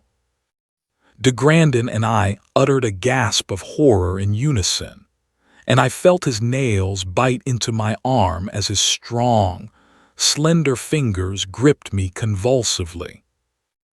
As though the pistol had been superheated and capable of setting the water in the cave boiling by its touch, the deep, blue-black pool beneath us suddenly woke to life. Ripples living, groping ripples appeared on the pool's smooth face and long, twisting arms, sinuous as snakes, thick as fire hose, seemed waving just under the surface, flicking into the air now and again, and displaying tentacles roughened with great, wart-like protuberances. Something like a monster bubble, transparent gray like a jellyfish, yet oddly spotted like an unclean reptile, almost as big around as the umbrellas used by teamsters on their wagons in summertime, and like an umbrella ribbed at regular intervals, rose from the darker water and a pair of monstrous, hideous white eyes, large as dinner plates with black pupils large as saucers, stared greedily, unwinkingly at us. "Nom de Dieu, de Grandin breathed. "The sea devil, the giant octopus." "Quite so," Gunung Besar agreed affably. "The giant octopus. What he grasps he holds forever, and he grasps all he can reach. A full-grown elephant thrown into that water would have no more chance of escape than a minotaur, for unpleasant example, than you gentlemen would. Now, perhaps you realize why Captain Van Thun and his first officer wished they had chosen to enter my employ, albeit in a somewhat extraordinary capacity. I did not afford them a chance of viewing the alternative beforehand, as I have you, however. Now that you have had your chance, I am sure you will take the matter under serious advisement before you refuse. There is no hurry. You will be given all tonight and tomorrow to arrive at a decision. I shall expect your answer at dinner tomorrow. Good gentlemen, my boys will show you to your room. Good night, and may I wish you pleasant dreams." With a mocking laugh, he stepped quickly back into the shadows. We heard the sound we had come to recognize as the closing of one of the hidden stone doors, and found ourselves alone upon the balcony overlooking the den of the giant octopus. Bon Dieu, de Grandin cried despairingly. Trowbridge, my friend, they make a mistake, those people who insist the devil dwells in hell. Parbleu, what is that? The noise which startled him was the shuffling of bare brown feet. The tongueless youths who acted as our valets de chambre were coming reluctantly toward us down the passageway, their eyes rolling in fearful glances toward the balustrade beyond which the devil of the sea lurked in his watery lair. En bien, the Frenchman shrugged. It is the two devilkins again. Lead on, mes enfants. Any place is better than this threshold of hell. Chapter 7. And now, he announced as he dropped into one of the bedroom's wicker chairs and lighted a cigarette, we are in what you Americans would call a tight fix, friend Trowbridge. To accede to that half-caste hellion's proposition would be to dishonor ourselves forever. That is unthinkable. But to be eaten up by that so infernal octopus, that too is unthinkable. Morbleu, had I known then what I know now, I should have demanded £1,000 a day from those Messieurs Lloyd, and then refused their offer. As your so splendid soldiers were wont to say during the war, we are, of a surety, shit out of luck, my friend. Beneath the bamboo bedstead across the room, a slight rustling sounded. I looked apathetically toward the bed, indifferent to any fresh horror which might appear, but wretched as I was not prepared for the apparition which emerged. Stripped of her gorgeous raiment of pineapple gauze, a sarong and jacket of the cheapest native cotton inadequately covering her glorious body, an ivory wood button replacing her diamond nose stud, her feet bare and no article of jewelry adorning her, Miriam, the dancer, crept forth and flung herself to her knees before de Grandin. "Oh, monsieur," she begged in a voice choked with tears, "have pity on me, I implore you. Be merciful to me as you would have another in your place be pitiful to your sister, were she in mine." "Morbleu, child, is it of me you ask pity?" de Grandin demanded. "How can I, who cannot even choose my own death, show compassion to you?" "Kill me," she answered fiercely. "Kill me now while yet there is time. See, I have brought you this." From the folds of her scanty sarong, she drew a native crease, a wavy-bladed short sword with a razor edge and needle point. "Stab me with it," she besought. "Then, if you wish, use it on your friend and yourself. There is no other hope. Look about you. Do not you see there is no way of dying in this prison room? Once on a time the mirror was of glass, but a captive white man broke it and almost succeeded in cutting his wrists with the pieces until he died. Since then, Gunung Besar has had a metal mirror in this room. "Pardieu, you are right, child," de Grandin agreed as he glanced at the dressing table over which the metal mirror hung. "But why do you seek death? Are you, too, destined for the octopus?" She shuddered. "Some day, perhaps, but while I retain my beauty there is small fear of that. Every day old Eumera, the one-eyed she-devil, teaches me to dance, and when I do not please her, and she is very hard to please, she beats me with bamboo rods on the soles of my feet till I can scarcely bear to walk.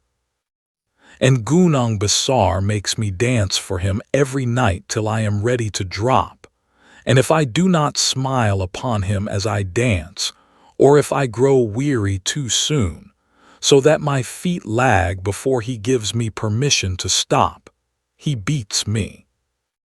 Every time a ship is caught in his trap, He saves some of the officers and makes me dance before them.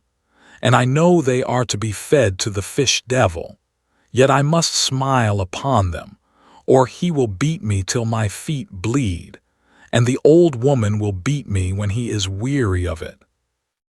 My father was French, monsieur, though I myself was born in England of a Spanish mother.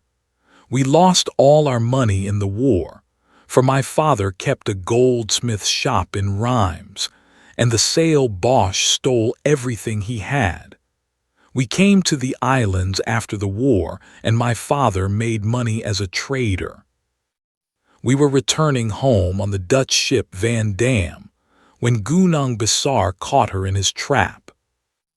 Me he kept to be taught to dance the dances of the islands and to be tortured. See, he has put a ring in my nose, like a native woman s.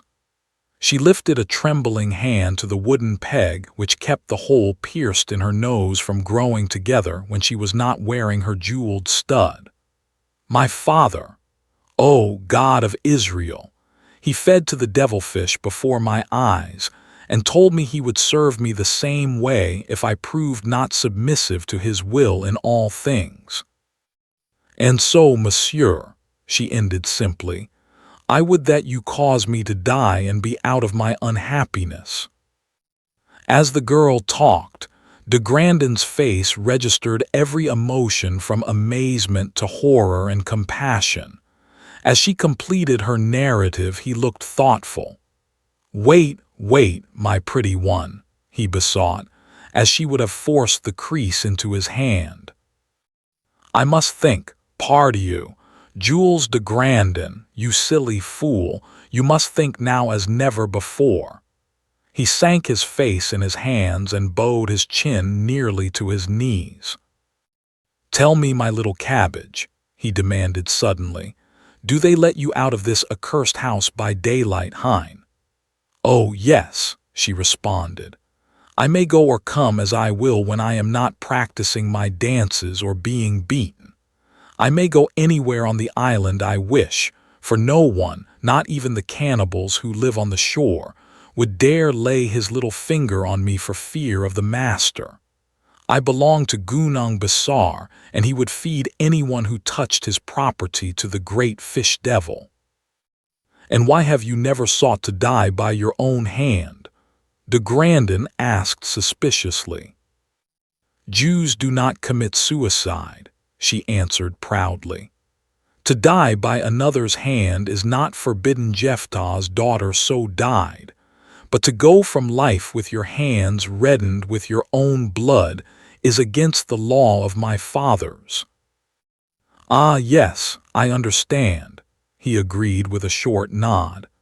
You children of Jacob shame us so-called Christians in the way you keep your precepts, child. Bien, 'tis fortunate for all of us you have a strong conscience, my beautiful. Attend me.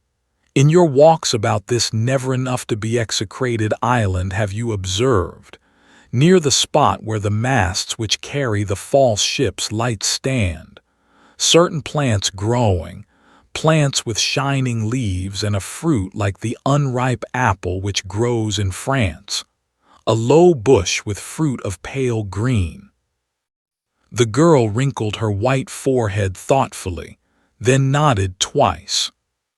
Yes, she replied, I have seen such a plant. Très bien, he nodded approvingly. The way from this evil place seems to open before us, mes amis. At least, we have the sporting chance. Now listen, and listen well, my little half-orange, for upon your obedience rests our chance of freedom. Tomorrow, when you have a chance to leave this vestibule of hell, go you to the place where those fruits like apples grow and gather as many of them as you can carry in your sarong.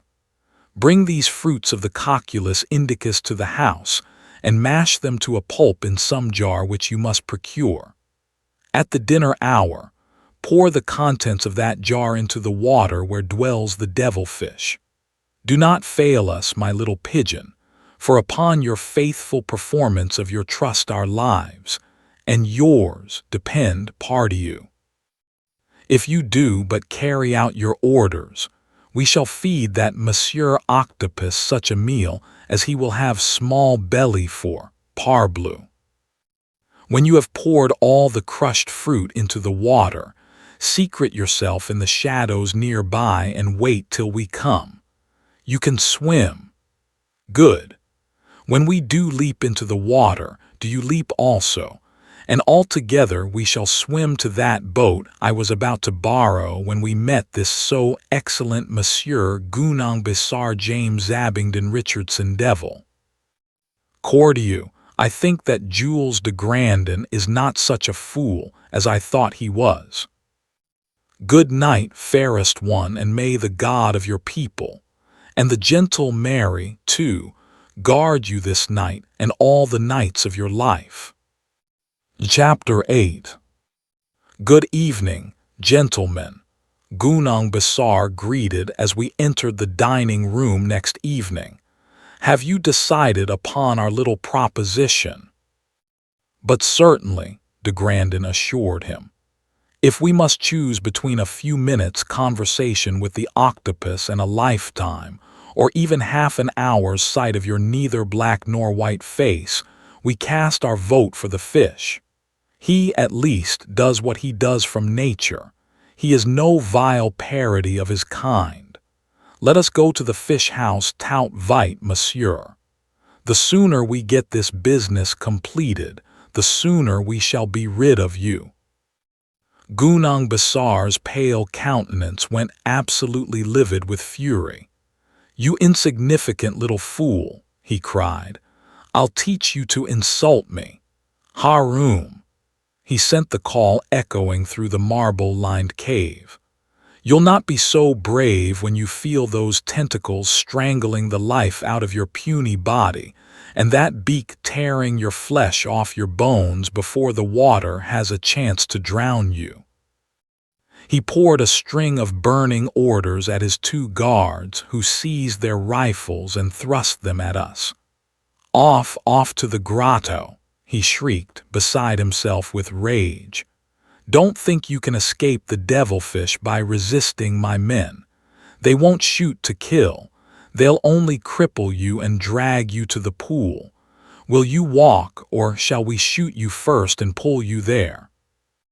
Monsieur, de Grandin drew himself proudly erect.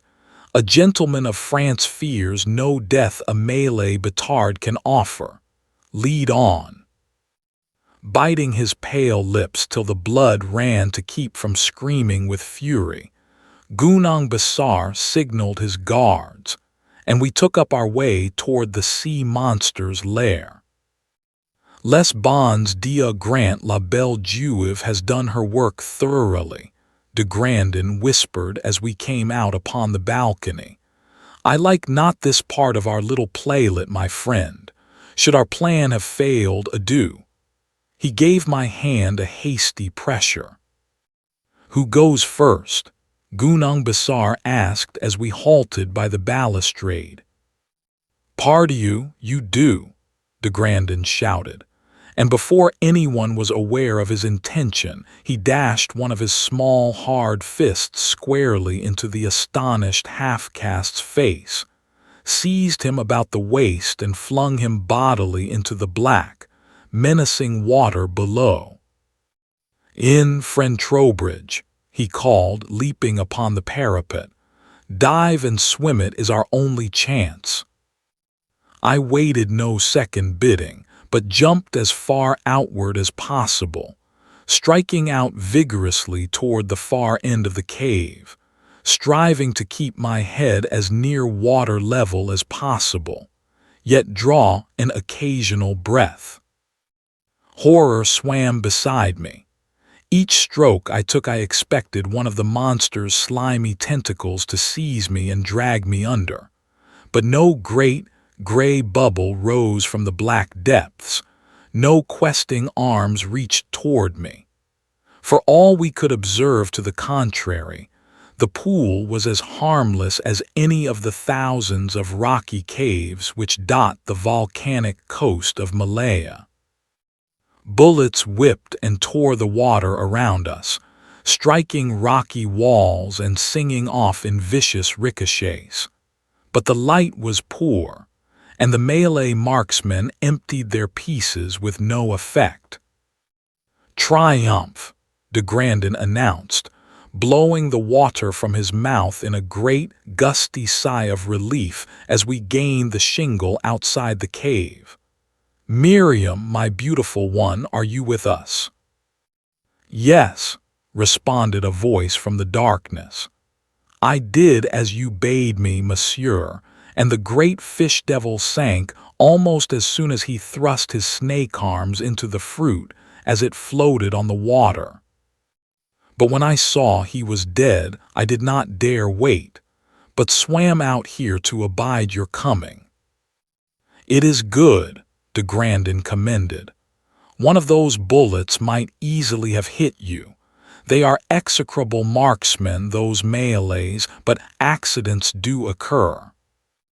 Now, monsieur," he addressed the limp bundle he towed behind him in the water, "I have a little business proposition to make to you. Will you accompany us and be delivered to the Dutch or British to be hanged for the damned pirate you are? Or will you fight me for your so miserable life here and now?" "I cannot fight you now," Gunung Besar answered. "You broke my arm with your cowardly jiu-jitsu when you took advantage of me and attacked me without warning." "Ah, so," de Grandin replied, helping his captive to the beach. "That is unfortunate, for mordieu, scoundrel, would you do so?" The Eurasian had suddenly drawn a dagger from his coat and lunged viciously at de Grandin's breast. With the agility of a cat, the Frenchman evaded the thrust, seized his antagonist's wrist, and twisted the knife from his grasp. His foot shot out. He drove his fist savagely into Gunung's throat, and the half-caste sprawled helplessly on the sand. "Attend, mademoiselle," de Grandin called to me.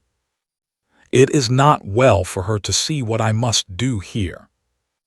There was the sound of a scuffle, then a horrible gargling noise, and the beating of hands and feet upon the sands. "Finny," de Grandin remarked nonchalantly, dipping his hands in the water and cleansing them of some dark stains. I began. "My certainment," he replied matter-of-factly. "I slit his throat. What would you have? He was a mad dog. Why should he continue to live?" Walking hurriedly along the beach, we came to the little powerboat moored in the inlet and set her going. "Where to?" I asked as de Grandin swung the trim little craft around a rocky promontory. "Do you forget, cher Trowbridge, that we have a score to settle with those cannibals?" he asked. We settled it. Running the launch close inshore, de Grandin shouted defiance to the Papuans till they came tumbling out of their cone-shaped huts like angry bees from their hives. "Saha, messieurs," de Grandin called. "We give you food of another sort this night. Eat it, sacré canaille, eat it." The Lewis machine gun barked and sputtered, and a chorus of cries and groans rose from the beach. "It is well," he announced as he resumed the wheel. "They eat no more white women, those ones. Indeed, did I still believe the teachings of my youth, I should say they were even now partaking of the devil's hospitality with their late master." "But see here," I demanded as we chugged our way toward the open water. "What was it you told Miriam to put in the water where the octopus was, de Grandin?" He chuckled. "Had you studied as much biology as I, friend Trowbridge, you would recognize that glorious plant, the Cocculus indicus, when you saw it. All over the Polynesian islands the lazy natives, who desire to obtain food with the minimum of labor. Mash up the berry of that plant and spread it in the water where the fish swim. A little of it will render the fish insensible. A little more will kill him as dead as the late lamented Gunung Besar. I noticed that plant growing on the island, and when our lovely Jewess told me she could go and come at will, I said to me, by the George, why not have her poison that great devilfish and swim to freedom? Voila tout. A passing Dutch steamer picked us up 2 days later. The passengers and crew gaped widely at Miriam's imperial beauty, and wider still at de Grandin's account of our exploits. "Pardieu," he confided to me one night as we walked the deck, "I fear those Dutchmen misbelieve me, friend Trowbridge. Perhaps I shall have to slit their ears to teach them to respect the word of a Frenchman." It was 6 months later that a Western Union messenger entered my consulting room at Harrisonville and handed me a blue and white envelope. "Sign here," he ordered. I tore the envelope open, and this is what I read. "Miriam made big sensation in Foley's Badgers tonight. Felicitations de Grandin, thank you for listening."